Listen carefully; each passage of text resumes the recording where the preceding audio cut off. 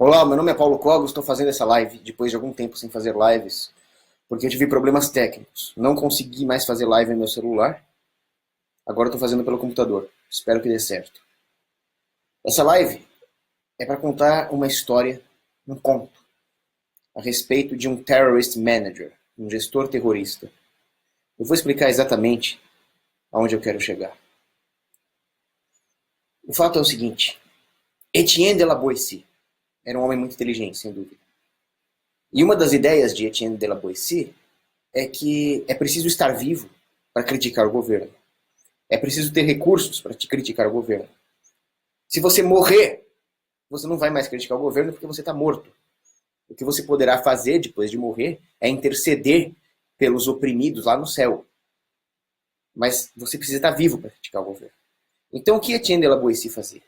Ele não falava, ó, esse rei fulano de tal está fazendo tal coisa. Não. Ele era mais esperto do que isso. Ele falava, olha, existe uma terra distante, uma terra longínqua, onde existe um rei. E aí ele fazia uma analogia. Era possível perceber que ele estava criticando o governo atual. Mas ninguém poderia acusá-lo disso. E assim ele sobrevivia. E existem muitos libertários que não entendem isso. Muitos libertários não trabalham. Muitos libertários não fazem porcaria nenhuma da vida deles. Eles não sabem como as coisas realmente funcionam. É preciso estar vivo e é preciso se preservar para poder juntar recursos para lutar. Há um velho adágio militar que diz: aquele que bate em retirada vive para lutar mais um dia. Ninguém aqui está deixando de lado a intransigência moral que deve necessariamente caracterizar o libertário. Mas nós não podemos simplesmente entrar na frente do fogo da ponto .50 para apagar de macho e morrer, porque isso é burrice. Então é nesse espírito que eu vou fazer a live de hoje. Eu quero contar para vocês a história de um terrorist manager. Eu vou dar um exemplo de um terrorist manager real que existe hoje. Eu vou fazer uma crítica específica. Se chama Sadiq Khan. Sadiq Khan. Ele é um terrorista e ele é prefeito de Londres. Ele é duplamente criminoso. Primeiro por ser um terrorista e segundo por ser prefeito de Londres. Ele odeia o povo de Londres. Ele é um muçulmano, ele quer a destruição da Europa e da cristandade. Mas ele alçou o cargo de prefeito, inteligentemente. E agora o que ele fala? Ele fala que nós devemos criar uma cidade, uma Londres multicultural. Ah, mas e o terrorismo? Vocês precisam aprender a se acostumar com o terrorismo. Eu sei, mas tem pessoas morrendo, faz parte do dia a dia das grandes cidades. Esse discurso dele, em outras palavras, é: eu quero que vocês morram. Eu estou usando um tipo de tática militar contra o cidadão londrino. Mas a política é a continuação da guerra por outros meios. O que ele está fazendo é a mesma coisa que o terrorista está fazendo, mas num nível mais elitizado. E as pessoas engolem isso. Então, para nós que não somos europeus, para nós que temos a capacidade de perceber o quanto a Europa está cometendo um suicídio, é fácil ver. É muito fácil ver. Pô, o cidadão londrino, europeu, cristão, está sob a égide, está sob domínio de um muçulmano que quer matá-lo. E eles não percebem isso. Acontece que existe um outro povo que também está sob domínio de um terrorista e não percebe. Porque talvez não seja tão claro quanto a dicotomia entre a civilização europeia e o Islã. Mas esse povo também está sob ataque. Então agora eu vou contar a história. É um conto. Existia um continente muito bonito. Um continente lindo, onde havia belas índias com suas tangas. Esse continente foi descoberto há cerca de 500 anos atrás. E um padre jesuíta fundou uma linda cidade nesse continente. Essa cidade acabou se tornando a maior do continente.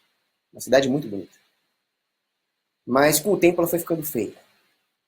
Houve muita intervenção de vários governos nessa cidade. E essa cidade acabou sofrendo uma maldição. Ela acabou sendo controlada por gente da pior espécie. Os piores que você possa imaginar. A ponto de que, não há muito tempo atrás, existia um gangster que mandava nessa cidade. E esse gangster era declaradamente comunista. E as pessoas estavam com medo de que esse gangster continuasse aterrorizando a cidade. É claro que ele tinha algum apoio, né? Mas elas falaram: não, vamos mudar isso. Vamos eleger um gangster diferente. Elas nem se tocaram que era um gangster. E acabaram elegendo um gangster. Esse gangster acabou se tornando o líder novo dessa cidade. Ele não se chama gangster. Ele não se chama mafioso. Ele possui um nome mais marqueteiro. Ele se chama majordomos. Então nós vamos agora nos referir ao majordomos dessa cidade. O majordomos dessa cidade parecia oposto ao majordomos vermelho de outrora, mas não é. As pessoas que acreditaram nesse majordomos deram com o nariz na porta, porque este majordomos que agora está mandando nessa cidade é pior do que o anterior. E ele não só é pior em termos absolutos, como também em termos psicossociais. Afinal, fica claro ver o quão danoso era um majordomos vermelho, declaradamente comunista. Mas esse majordomo se dizia anticomunista. E o que ele está fazendo na prática é a mesma coisa. Só que relativizando, inclusive, a nomenclatura política. O que o torna ainda mais perigoso. E mais, esse majordomo tem pretensões de mandar em uma área muito maior do que a cidade. Ele tem pretensões de mandar no maior país desse continente. Desse belo continente que ele me referi. Isso é muito perigoso. As medidas desse majordomo nessa cidade são as mais dantescas possíveis. Por exemplo, existia um mago nessa cidade. Eu estou falando de é um conto, né? Claro. Então existem magos, existem dragões, existem elfos, existem orcs, existem gnomos. E existia um mago nessa cidade. Não nessa cidade, num país estrangeiro. E esse mago, lá de um país estrangeiro, desenvolveu um serviço interessantíssimo. Ele criou, usando cristais, ele criou uma tela de cristal. E nessa tela de cristal, ele exibia todo tipo de espetáculos, peças gregas, poesias, encenações de batalhas, lutas de gladiadores, tudo aquilo passava nessa tela de cristal. Bastava que as pessoas dentro das suas casas enviassem algum pagamento em ouro para esse mago. Isso é muito parecido com o que hoje nós chamamos de serviços de streaming, como Netflix, certo? Então esse mago criou esse serviço maravilhoso lá no estrangeiro, em outras terras, e as pessoas do mundo inteiro poderiam comprar essa tela de cristal e acessar essas peças de teatro, essas lutas de gladiadores, magicamente. Hoje nós temos tecnologia para isso, mas na época que eu estou falando era mágica, certo? E aí o que esse majordomos fez? Ele resolveu taxar esse serviço de streaming mágico. Ele resolveu colocar um imposto. Agora, com que desculpa ele vai roubar esta empresa do mágico? O mágico criou uma empresa. Com que desculpa ele vai assaltar uma empresa honesta, um mago honesto que disponibiliza esse maravilhoso serviço de telas de cristal com filmes para as pessoas? Ele simplesmente não pode chegar, estou assaltando eles. Ele vai usar o mesmo discurso da esquerda, incutindo nas pessoas o ódio contra as pessoas bem-sucedidas. Então o discurso desse majordomos vai ser mais ou menos assim. Aliás, eu não citei o nome do majordomos. O nome desse majordomos é Jay Fabiano, tá? Jay Fabiano. Então o Jay Fabiano vai falar o seguinte: olha, esse mago que criou esse serviço de telas de cristal com espetáculos aí, ele é bilionário. E se ele é bilionário, ele está tendo lucros enormes, ele tem que pagar imposto. Quer dizer, o rico não é gente. O rico não tem nenhum direito. Vamos odiar os ricos. Isso desvia, isso canaliza o ódio que as pessoas realmente deveriam ter. As pessoas deveriam se revoltar contra os seus opressores, contra esse majordomos Fabiano, que está taxando um serviço honesto, um serviço excelente, um serviço que as pessoas gostam, um serviço útil. É contra eles que nós deveríamos ter ódio. Mas se as pessoas não têm poder para destruir esse majordomos, então elas vão se voltar contra quem? Vamos nos voltar contra os ricos? Vejam que é a existência desse sistema político, desse John Fabiano aí, Jay Fabiano, que gera todo o problema. São esses impostos que destroem a economia, que nos tiram empregos, que encarecem as coisas, que causam carestia. É contra isso que nós deveríamos nos revoltar? Então surgem problemas, mas então as pessoas vão querer que o majordomos resolva os problemas que ele mesmo criou, que a sua própria existência criou. Nicolás Gomes Dávila sempre dizia: a medida da imaturidade de um homem é o quanto ele pensa que os políticos resolverão o seu problema. Então você fica aí achando que este bandidinho do majordomos vai resolver os seus problemas, quando ele só vai piorar. Então você quer que ele tenha dinheiro. Dinheiro roubado de quem? Daquele que está oferecendo um serviço enemy of the fucking state! Mas daquele que está oferecendo um serviço para você, ingrato. Até quando? Até quando nós vamos ser ingratos com as pessoas que nos propiciam bens e serviços? Com as pessoas que empreendem e que arriscam seu próprio capital? Ah, eles são bilionários? Eles têm iates? Eles têm mansões? Eles têm um monte de mulher gostosa? Ótimo! Eles merecem! Quem não merece sequer a vida é o majordomos. E te rouba.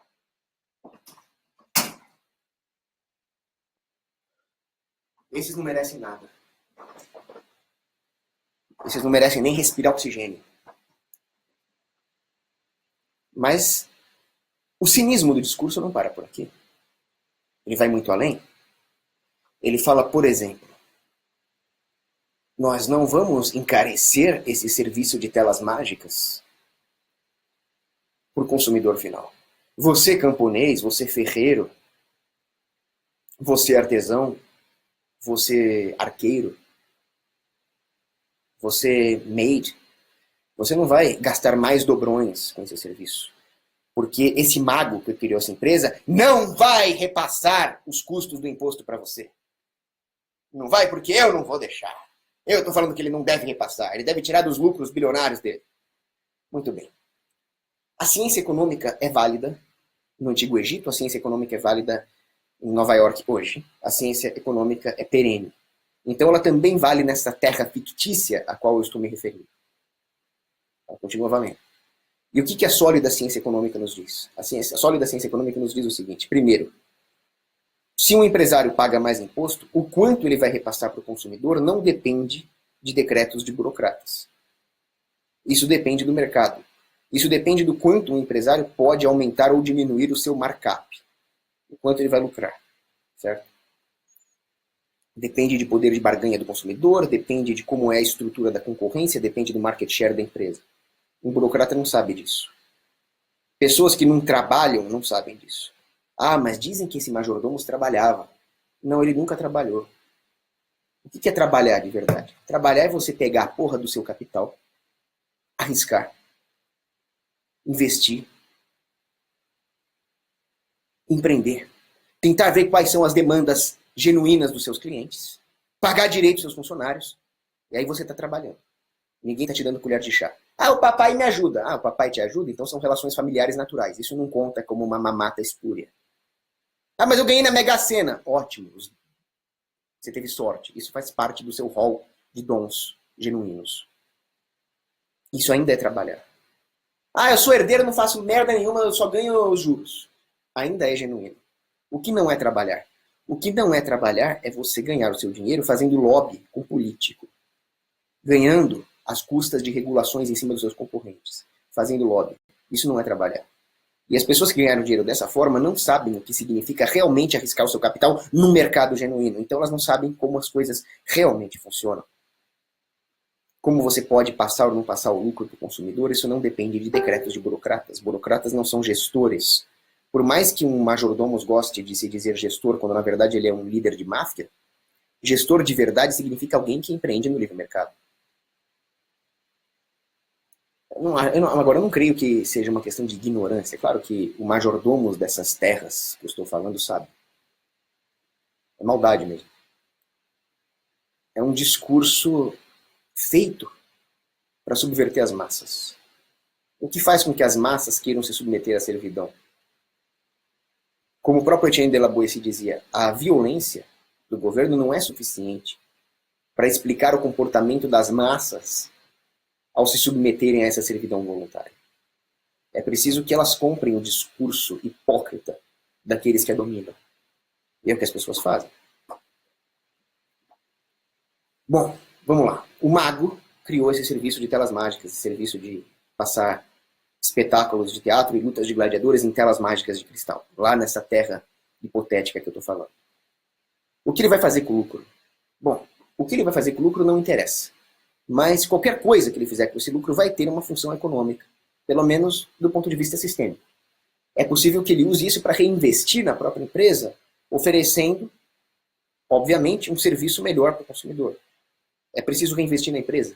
O empresário está sempre tendo que inovar, porque os lucros econômicos não contábeis estão sempre tendendo a zero. Ainda mais quando o mercado é livre e existe a concorrência com todos os bens diretos e bens substitutos. Ou então ele pode aumentar o salário dos seus funcionários. Né? Aumentar o salário dos pobres, dos peões que trabalham para esse mago. Ou ele pode baratear o serviço para os seus consumidores, aumentando o seu market share. Existem pessoas que não podem pagar por um serviço de streaming. Existem pessoas que não podem ter acesso a esse serviço nas telas mágicas de cristal. O mais humilde dos camponeses, por exemplo, um aprendiz de ferreiro nessas terras não pode pagar por isso. Mas se os preços baratearem, esse sujeito pode aumentar o seu volume, não perdendo tanto em margem e assim aumentar os lucros. Logo, é um incentivo levar esse serviço para as pessoas cada vez mais pobres. Um incentivo do lucro. O lucro de aumento do volume sem tanta perda de margem. Mas se ele tiver que pagar impostos, isso está fora de cogitação. Se os impostos aumentarem, isso não vai existir. Ou então vamos supor que esse mago, dono da empresa, olha, não estou mais nem aí para a empresa, eu vou curtir a vida, eu vou gastar tudo por aí, consumindo. Ainda assim, é um dinheiro que vai ser repassado para aqueles fornecedores dos bens de consumo que esse mago vai consumir. Então vamos supor que este mago queira ir até um bordel, o gasto mais imoral que ele puder ter. Ele vai num bordel lá na cidade. Ele vai gastar com prostituta. Ainda que seja uma atividade imoral, esse dinheiro, no final das contas, está sendo repassado para a faxineira desse bordel. Ainda é um dinheiro que está em mãos genuinamente privadas. Agora, qual é a pior coisa que poderia acontecer com esse dinheiro? É ir parar na mão da gangue, do majordomos. Essa é a pior coisa que poderia acontecer. Então, mesmo que o empresário gaste tudo com prostituta, ainda é menos pior do que esse dinheiro ir parar na mão do seu governo. Porque o seu governo é inimigo. Não queira que o seu inimigo tenha recursos. É melhor que esse dinheiro vai parar na mão de prostitutas e de cafetões do que do seu governo. É simples. Ou então esse empresário, esse mago, pode ser uma espécie de avarento. Mr. Scrooge pode guardar tudo. E o que vai acontecer se ele entesourar todo o dinheiro? As taxas de juros vão cair. E aquele pobre camponês que gostaria de abrir a sua taverna vai poder abrir porque os juros estão menores. Veja como seria bom nessa cidade hipotética que se esse majordomos não existisse. Mas ele vai taxar os caras. Imposto. Mais imposto. E mais imposto. Qual o argumento dele? Ah, é justo que pague imposto. Então ele está dizendo que é justo roubar. Que tipo de perversão moral faz alguém achar que um roubo é justo? Ah, mas os outros também pagam. Ué, aquele exemplo que eu sempre dou. Vamos supor que exista um país onde todas as morenas são estupradas. Nós vamos combater os estupradores ou nós vamos estuprar as ruivas e as loiras também? E as negras, e as mulatas, e as japonesas? Isonomia. A isonomia é uma maldição. A isonomia é querer estender a injustiça em nome dessa quimera que é a isonomia. Esquece a isonomia. Nós temos que fazer a justiça a nível individual. Se qualquer indivíduo estiver sendo injustiçado, essa injustiça deve ser combatida. E a isonomia? Vai para o inferno com a isonomia. Não existe igualdade. Nós mal conseguimos justiça. E aí vocês estão preocupados com igualdade? Igualdade é coisa do demônio. Você sabe quem quis igualdade, né? Lúcifer. O demônio. Ele era o anjo que tinha mais alta honraria no céu. Ele era um serafim, o mais alto dos serafins. Não tá bom? Imagina você ser o mais alto dos serafins, que louco. Não, não tá bom. Ele quer ser igual a Deus. Ele quer igualdade. Bandido. Por isso tá no inferno agora. Igualdade é coisa do demônio. Isonomia é coisa do demônio. O que nós temos que lutar é justiça. Justiça. Por exemplo, a justiça de você poder comercializar a mercadoria que você produz, mas vamos voltar a esta cidade hipotética onde existe esse tal majordomos. Esse majordomos não deixa você fazer isso. Conta-se uma lenda que existe nessa cidade, que havia comerciantes comerciando produtos ali nessa cidade. Pessoal, espera só um pouquinho, eu vou bloquear esse tal de Jonas Moraes e já volto. Depois eu bloqueio, não vou prejudicar os espectadores, mas só vou marcar aqui. Então as pessoas comerciavam, vendiam seus produtos, até que esse majordomo falou: escuta, vocês estão comerciando sem dar uma parte para mim? E os comerciantes falaram para o majordomo: sim, porque o produto é nosso, o consumidor quer comprar de nós, o dinheiro é do consumidor, você não tem nada com isso. Aí o que o majordomo fez? Apreendeu todas as mercadorias desses comerciantes e mandou chamar os olifantes. Vocês conhecem os olifantes, né? Aqueles enormes, legendários elefantes com 6 presas, né? E ele mesmo pilotou os olifantes e passou por cima da mercadoria, destruindo-a. O que vocês acham disso? O pior é que tem gente que aplaude. Tanto tem gente que aplaude que o próprio majordomo foi pilotar o olifante. Se fosse alguma coisa que a população não aprovasse, ele ia mandar algum tipo de carrasco com um capuz para pilotar o olifante. Afinal, quando as pessoas eram executadas a machadadas na Idade Média, o carrasco usava um capuz. Por quê? Porque imagina você andar pela rua e as pessoas saberem que você é o carrasco que executou um prisioneiro político lá porque o rei não ia com a cara dele. Você não ia ser bem quisto, né? Mas nessa cidade hipotética que eu estou me referindo, o majordomus Fabiano, ele goza de um privilégio, que é a perversão moral dos habitantes dessa cidade. A perversão moral é tão grande que ele comete as atrocidades, como por exemplo destruir a mercadoria alheia, e o povo ainda aplaude. E aí, para fazer mais média ainda, ele mesmo vai lá e pilota o olifante e destrói a mercadoria dos outros. Como que nós vamos parar nisso? Como demônio que nós vamos parar nisso? É porque as pessoas são covardes. Eu não sou nenhum guerreiro viking. Eu não sou nenhum Spartacus, nenhum Skandenberg. Mas nós temos que ser intransigentes morais. Nós não podemos ceder. Então, um governo, da maneira como ele surgiu, um bando de homens armados, era claro que eram bandidos. Agora, com o tempo, as pessoas falam, bom, não adianta lutar contra eles, vamos mais ou menos jogar o jogo deles. Mas a perversão moral vai avançando ao longo da história, até que chega o ponto em que as pessoas acham que aquilo que o governo está fazendo é certo. Chega um ponto em que a própria ação humana é distorcida pela existência do governo e pela distorção que o governo causa no tecido institucional. As instituições informais, que são causadas diretamente pela capacidade moral das pessoas, é distorcida de tal forma pela existência de um governo que as pessoas deixam de ver a injustiça onde ela realmente existe e passam a ter um padrão distorcido de justiça, onde elas veem o governo como uma justiça por decreto. Não mais as instituições precisam se encaixar no padrão de justiça, mas dessa vez, o comportamento da instituição em questão é que determina o que é justiça. Quando chega nesse ponto, não tem mais volta. Quando chega nesse ponto, eu não sei como é que faz para voltar. Você sabe que eu defendo a via armada, né?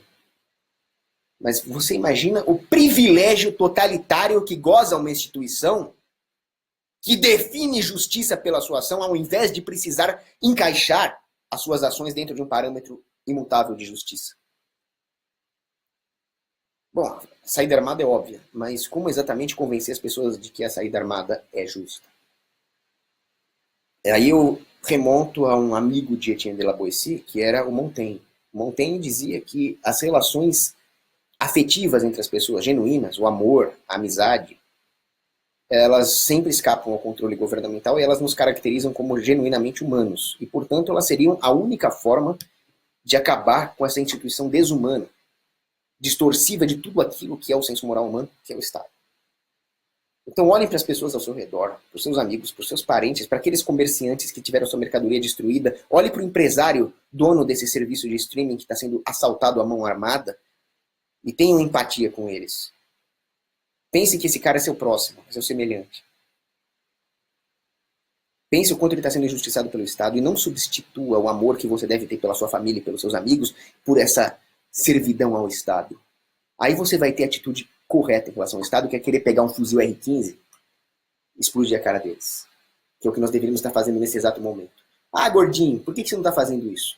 Eu estou fazendo uma live. Eu estou falando a verdade nessa live. Eu estou me expondo nessa live. Você está fazendo o que além de me criticar, o imbecil? Lixo humano. Aliás, nessa cidade existia um bardo. Né? Era um bardo meio gordinho lá, que gostava de tocar um bandolim.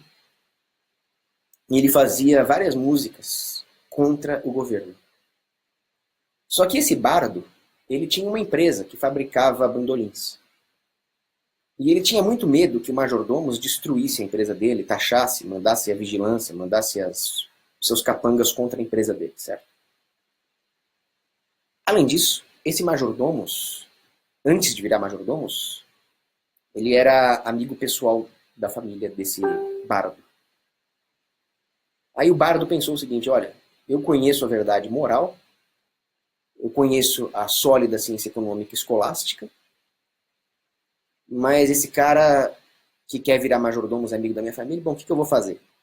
Ele estrategicamente foi lá e foi a uma festa do majordomos e até tinha um pintor nessa festa que pintou um retrato dos dois ali. Aí o que aconteceu? Queriam matar o bardo. Os militantes dessa cidade, que não gostavam do majordomos, chamavam o bardo de traidor. Mas esse mesmo bardo fazia várias músicas contra o majordomos em sentido metafórico. O que vale mais? A pintura? Ou o discurso? O serviço que esse bardo realmente fazia? A coragem que esse bardo demonstrava não era a máxima coragem, ele não era nenhum guerreiro, ele não era nenhum herói, ele não era nenhum assassino. Assassino no bom sentido, né? Grupos de assassinatos. Ele era só um bardo. Mas ele tinha coragem moral, que para mim vale muito mais do que a pintura. Né? Vocês veem, por exemplo, a pintura que mostra São Wolfgang da Rastibônia assinando um acordo com o demônio. Aí você fala, caramba, o cara é um bispo, o cara é santo e ele tá assinando um pacto com o demônio? Que merda é essa, cara? Ora, São Wolfgang da Rastibônia é um dos homens mais inteligentes que já existiu. A ponto de enrolar o demônio. Mas ele assinou um pacto com o demônio. E tem uma pintura. Se alguém visse a pintura, ia falar, esse cara é um filho da mãe. Esse cara tá assinando um pacto com o demônio. Esse cara não vale nada. Ele não é santo, ele não é bispo, ele não é nada, ele não é católico, ele é um lixo humano. Mas o que ele fez? Ele assinou um pacto com o demônio que dizia o seguinte, o demônio vai construir uma igreja. A cidade não tinha recursos para construir a igreja. Essa história é real. E o demônio, em troca, ia levar a primeira alma que atravessasse a porta da igreja. Esse foi o pacto. Então o demônio construiu rapidamente a igreja. A cidade ganhou uma igreja. Aí o demônio falou, bom, agora eu quero minha alma. Aí o que São Wolfgang fez? Ele atraiu um lobo para dentro da igreja, que era um terrível lobo que matava as pessoas ali na floresta. E o lobo foi a primeira alma a atravessar a porta da igreja. Só que a alma dos animais não é uma alma imortal. A alma dos animais, quando eles morrem, é destruída. Então o lobo não foi para o inferno, o lobo foi destruído. O demônio ficou com a primeira alma que entrou. Ficou e perdeu em seguida. E o demônio saiu de mãos abanando. Ora, qual foi o resultado? São Wolfgang construiu uma igreja para a cidade e ainda enrolou o demônio. Mas para isso ele teve que fazer um pacto com o demônio. Bom, para quem entender, entendeu. Quem não entendeu, não precisa entender também. Mas, voltando àquela nossa cidade hipotética, as pessoas nessa cidade tinham arcos e flechas, tinham bestas, tinham adagas, tinham machados, tinham azagaias. E vários outros majordomos e gente até superior a eles tinham tirado essas armas das pessoas. Alguns mais corajosos ainda mantinham dentro das suas casas uma besta, um arco, alguma coisa mais leve. O que esse majordomos fez? Uma campanha para desarmar os cidadãos que ainda tinham algumas bestas. A campanha foi um fracasso.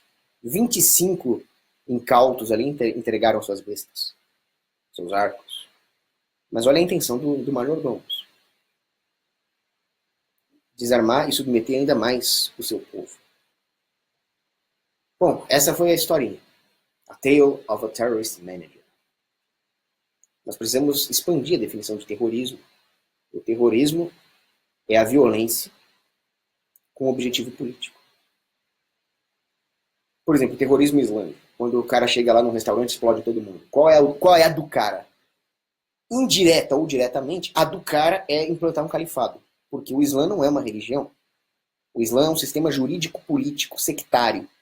Então a violência islâmica tem objetivos políticos. Por isso que seus atos são terroristas.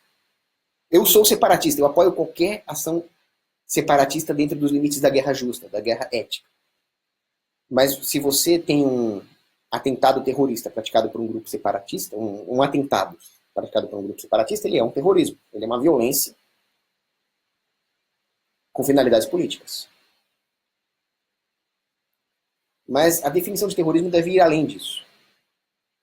Porque, afinal, a maioria das ações militares também tem fins políticos. E não são classificáveis como terrorismo. Então, qual seria uma classificação mais correta de terrorismo?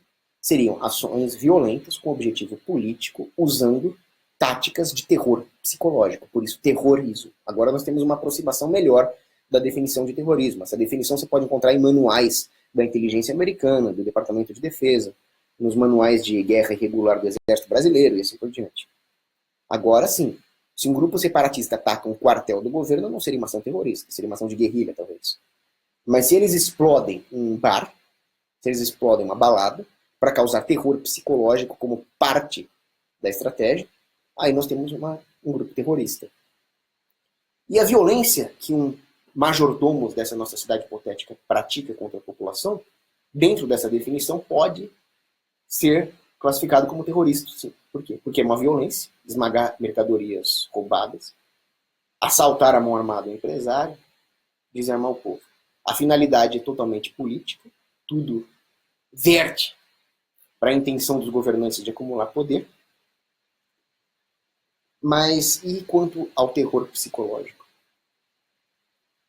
Ele é pior do que nós pensamos. Não é o terror psicológico convencional de fazer as pessoas ficarem com medo. Isso aí é primitivo. Isso é o que o Islã faz. Isso é o que os governos fazem no comecinho, nos seus primórdios. Isso é o que o Negan faz no Walking Dead. Aqui é pior. Aqui ele tem o objetivo de perverter o nosso senso moral. De causar uma perversão psicossocial nas pessoas, de forma que elas apoiem essas mesmas ações. É uma violência a pior possível. Porque ela não é só terrorismo psicológico. Ela é um atentado contra a nossa alma. Ela é uma inversão da finalidade última da criação humana, que é servir a Deus. Ela é uma perversão da alma. É o pior tipo de violência que existe. Assim, a violência praticada por políticos querendo fazer média com as massas é a pior forma de terrorismo possível. Essa é a grande conclusão que nós chegamos aqui nesse vídeo. Vocês acham que eu estou exagerando? Por que vocês acham que prefeitos surgiram em primeira instância? Majordomos, port wardens. No Reinos Francos, ali nos Merovingios, eles chamavam de majordomos, que era o prefeito do palácio. Na Inglaterra, era o port warden, era o warden do porto. Vocês sabem por que eles surgiram? Edward the Elder, Eduardo o Velho, lá na Inglaterra, ele criou o cargo de port warden para coletar impostos. Então já não é um cargo natural. Simplesmente as pessoas não escolheriam alguém para mandar uma cidade inteira do tamanho de Londres. No máximo, naturalmente surgiria aí um líder de bairro. Então, o prefeito foi imposto por um poder artificial superior, externo à sociedade, que é o rei. O rei queria coletar impostos. Ele não queria que nada escapasse aos seus auspícios fiscais. Então, ele criou esse cargo, junto com uma proibição. É proibido fazer comércio fora da área do porto. Se você fizer comércio fora dessa área do porto, onde eu posso controlar e regular, você está ferrado comigo. E aí, esse comércio dentro do porto vai ser supervisionado e taxado por um port warden. Então o prefeito já surgiu como um ladrão. Imposto externamente. Não há nada de bonitinho nesse cargo. Majordomos, port warden, seja lá o que for. Bom, é o seguinte. Tem que trabalhar. Eu não sou majordomos, eu não vivo de dinheiro roubado dos outros, eu não sou lobista, né? Eu vou terminar a live aqui. Espero que eu tenha respondido às pessoas que acham que eu estava muito traindo o movimento, alguma coisa assim. Estratégia. Estratégia sem arredar 1 milímetro da moralidade. A intransigência moral é o que é de mais importante.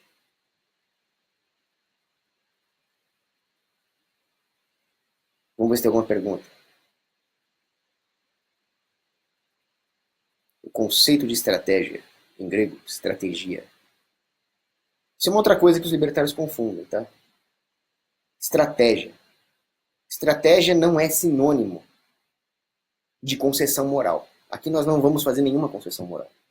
Por outro lado, nós não vamos atar uma baioneta num fuzil e ir até a prefeitura gritando: Raio Silver! Você vai morrer, vai tomar um tiro e não vai adiantar nada.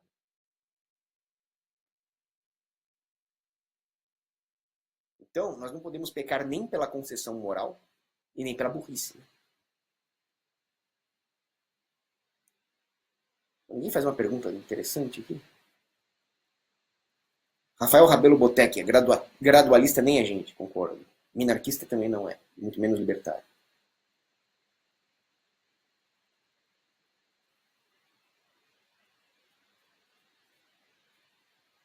Pantio Villa é contra a propriedade privada, tá fora. Deixa eu ver se tem mais alguma pergunta. Bom, essa aqui eu já respondi. Aí tem gente perguntando aqui de feminismo, de globalismo, temas interessantes, mas não são do escopo do vídeo, não vou mais misturar as bolas, não. É isso aí. Abraço, beijo pras meninas. Murray Rothbard. Enemy of the fucking state, motherfuckers!